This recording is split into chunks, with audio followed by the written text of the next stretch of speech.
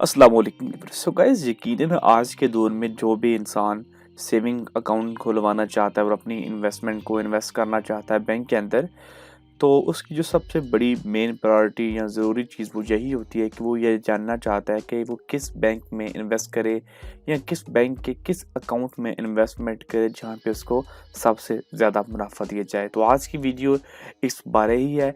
मैं आपको इस वीडियो के अंदर 3 ऐसे अकाउंट्स बताने वाला हूँ जिनके अंदर आपको मुनाफा जो है वो बाकी तमाम बैंक अकाउंट्स की बनिस्बत ज़्यादा दिया जाता है, और आपको मुकम्मल तफसीलात से भी आगाह करूँगा और एंड पे आपको ये भी बताऊंगा कि ये सूद के ज़ुमरे में आता है या नहीं आता है। तो आपने वीडियो को पूरा देखना ताकि आपको हर चीज़ क्लियर कट पता चल सके। मैं आपसे कुछ छुपाने वाला नहीं हूँ कि जी ये सूद नहीं है, ये फ़लाँ नहीं है। तो जो चीज़ होगी वो आपके सामने हकीकत में रखी जाएगी और आप मेरी इस बात का यकीन भी करेंगे एट द एंड। तो वीडियो को आप लोगों ने पूरा एंड तक वॉच करना है, और अगर आप बिज़नेस विद अली के ऊपर पहली दफ़ा आए हैं तो सब्सक्राइब करना मत भूलिएगा। तो हमारी लिस्ट पे जो पहला अकाउंट है वो नेशनल बैंक का NBP प्लस TDC यानी कि नेशनल बैंक का टर्म डिपॉजिट अकाउंट है।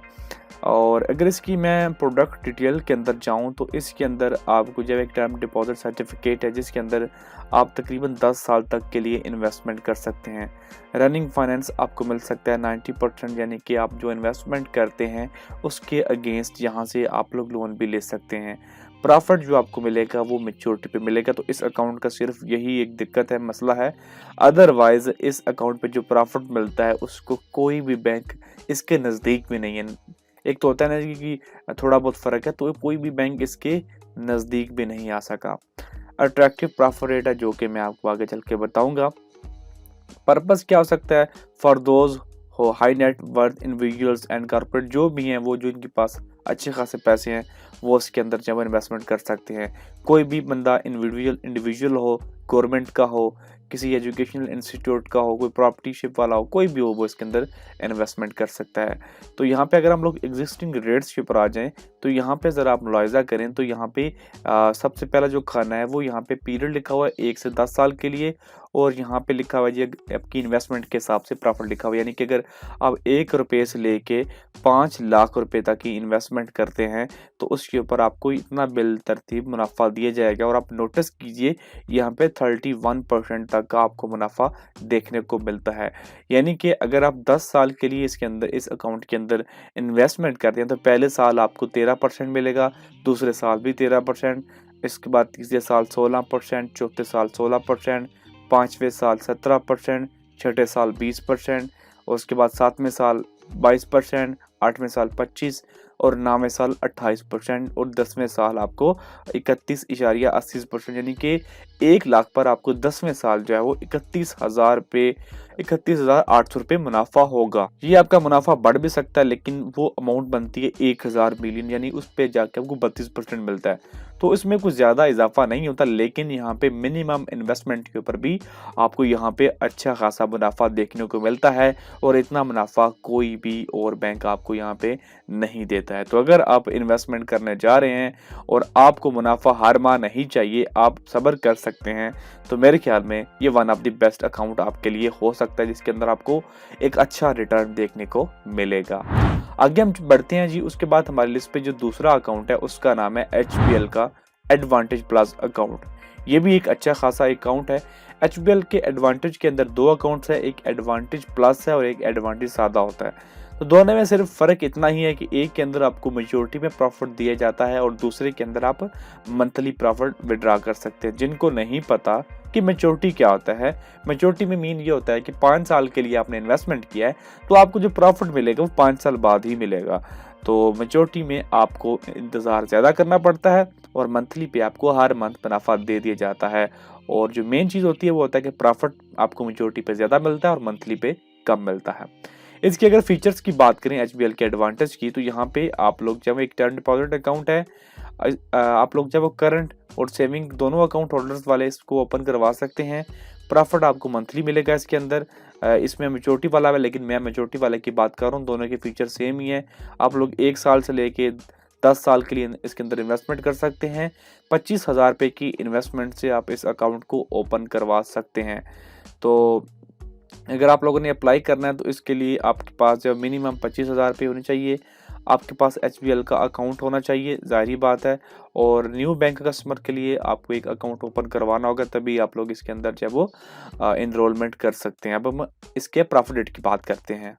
तो अगर प्रॉफिट रेट की बात की जाए तो एचबीएल का जो एडवांटेज अकाउंट है, इसके अंदर आपको मैक्सिमम 10 साल के ऊपर जो मेच्योरिटी के ऊपर प्रॉफिट मिल रहा है वो 18% के हिसाब से मिल रहा है। यानी कि 1 लाख के ऊपर आपको जो 10वें साल प्रॉफिट मिलेगा वो 18,000 रुपये होगा। तो आप लोग यहाँ पे अंदाज़ा लगा सकते हैं, अगर आप लोग 1 मंथ के लिए इन्वेस्ट करते हैं तो आपको 13.60% मिलेगा, 3 मंथ के लिए आपको 14.22% और 6 मंथ के ऊपर आपको 14.5%। इसी तरह 1 साल के ऊपर मंथली इतना है और 6 मंथ के बाद इतना है और मैच्योरिटी पे इतना प्रॉफिट मिलेगा। तो ये दूसरा इसका एचबीएल एडवांटेज प्लस अकाउंट भी है, जो कि मंथली आपको मुनाफा देता है और इनका मैक्सिमम प्रॉफिट जो है वो 14.50% है। लेकिन यहाँ पे जो एचबीएल का सिंपल एडवांटेज अकाउंट है, आपको मैक्सिमम जो मैच्योरिटी है वो 18% आपको प्रॉफिट मिलता है। लेकिन बात वही है कि अगर आप सब्र कर सकते हैं तो ही आपको अच्छा प्रॉफिट मिल सकता है। अदरवाइज जो मंथली अकाउंट्स हैं उनके ऊपर कोई खास मुनाफा नहीं देखने को मिलता है। मैक्सिमम 14% तक जाता है, जो कि एचबीएल का है। तो अगर आप लोग मंथली को देख रहे हैं तो एचबीएल का एडवांटेज प्लस भी एक बेहतरीन अकाउंट हो सकता है। तीसरे नंबर पे हम बात करेंगे बैंक अल-फलाह के टर्म डिपॉजिट अकाउंट के बारे में। अगर इसके की फीचर्स की मैं बात करूं तो ये एक फिक्स टर्म डिपॉजिट अकाउंट है, जो कि पाकिस्तानी करेंसी में आप लोग ओपन कर सकते हैं। इसके अंदर आपको कोई मिनिमम अमाउंट की परेशानी नहीं होगी कि इतने अमाउंट से ही आप स्टार्ट कर सकते हैं। आप 5,000 रुपये से ही इस अकाउंट को भी स्टार्ट कर सकते हैं। इसके अंदर पीरियड की बात करें तो 1 महीने से लेके 5 साल के लिए आपके पास इन्वेस्टमेंट के मौके मौजूद होते हैं। और इसके अंदर ऑप्शन भी अवेलेबल है, profit payment at maturity, monthly and annually. तो तीनों आपके पास ऑप्शंस अवेलेबल होते हैं। अगर हम इनके प्रॉफिट रेट की बात करें तो यहाँ में हम इनका प्रॉफिट रेट भी ओपन करके देख लेते हैं कि यहाँ पे आपको कितना प्रॉफिट रेट देखने को मिलता है। तो मैंने यहाँ पे प्रॉफिट रेट्स को ओपन कर लिया है और हम नीचे से स्क्रॉल डाउन करते हैं तो यहाँ पे टर्म डिपॉजिट अकाउंट हमारे पास आ चुका है।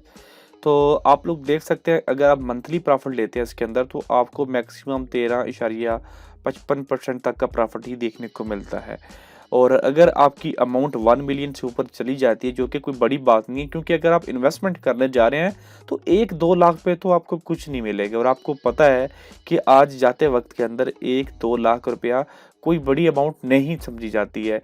एक अगर आपकी जेब में 5,000 है तो वो कुछ भी नहीं है आज के दौर में। तो मेरे ख्याल में 1 मिलियन एक अच्छी इन्वेस्टमेंट होती है। अगर बैंक के अंदर आप इन्वेस्टमेंट करने जा रहे हैं तो कम से कम तो इतनी तो बनती है। तो 1 मिलियन के ऊपर इस अकाउंट के ऊपर मैच्योरिटी के ऊपर आपको 14-15% तक का मुनाफा जो है वो देखने को मिलता है। यहाँ पे सारी तफसीलात मौजूद हैं। मेरी नज़र में जो मेरी लिस्ट के अंदर तीसरा ये नंबर है, इसी की आता है। इसके अलावा बैंक अल हबीब का भी एक अकाउंट है, उसकी वीडियो का लिंक मैं डिस्क्रिप्शन में डाल दूंगा। तो ये मेरे 1 ऑफ द 3 बेस्ट अकाउंट्स हैं। अगर आप इन्वेस्टमेंट करने जा रहे हैं तो इनमें आप इन्वेस्टमेंट करके अच्छा मुनाफा जो है वो हासिल कर सकते हैं। अब बात आती है मेन टॉपिक के ऊपर। मेन जो उसका ऑप्शन है वो ये है कि क्या ये सूद में आता है, क्या ये हलाल है या नहीं है। तो देखिए, क्लियर कट बात जो है, ये सूद में आता है और ये बैंक भी इसको सूद ही डिक्लेयर करते हैं। कोई भी बैंक ये नहीं कहता कि जी ये इस्लामिक में आता है। तो देखिए, लोग इस्लामिक में इन्वेस्टमेंट एक तो इस वजह से नहीं करते हैं कि वहाँ पे मुनाफा कम मिलता है। देखिए, अब इस हवाले से बात करते जाएंगे तो बात बढ़ती जाएगी। तो मैं इस बहस को ओपन नहीं करूँगा कि जो इस्लामिक बैंक्स हैं वो कैसे इस्लामिक हैं, तो ये कैसे सूद में हो गया तो वो कैसे हलाल होगा। तो ये एक अलग टॉपिक है। लेकिन क्लियर कट बात यही है कि ये सूद में आता है और बैंक भी इसको सूद ही कहता है, कोई बैंक इसको इस्लामिक नहीं कहता है। लेकिन गुड न्यूज़ ये है कि जो कानून पास हुआ है रिसेंटली, जिसमें कहा गया है कि जो इस्लामिक जो बैंकिंग है उसका निज़ाम पाकिस्तान में लाया जाएगा। जो ये सूदी निज़ाम है इसको मुकम्मल तौर पे बैंकिंग में भी और हर जगह से भी इसको ख़त्म किया जाएगा। तो उम्मीद करते हैं कि ये सिस्टम बहुत जल्द पाकिस्तान में आ जाएगा, तो हमें जो सूद वाली जो इंतहाई घटिया चीज़ है इससे हमें छुटकारा मिल जाएगा। अगर आपकी वीडियो अच्छी लगी है तो लाइक कर दीजिएगा, चैनल पे नहीं तो सब्सक्राइब करना मत भूलिएगा। बहुत शुक्रिया।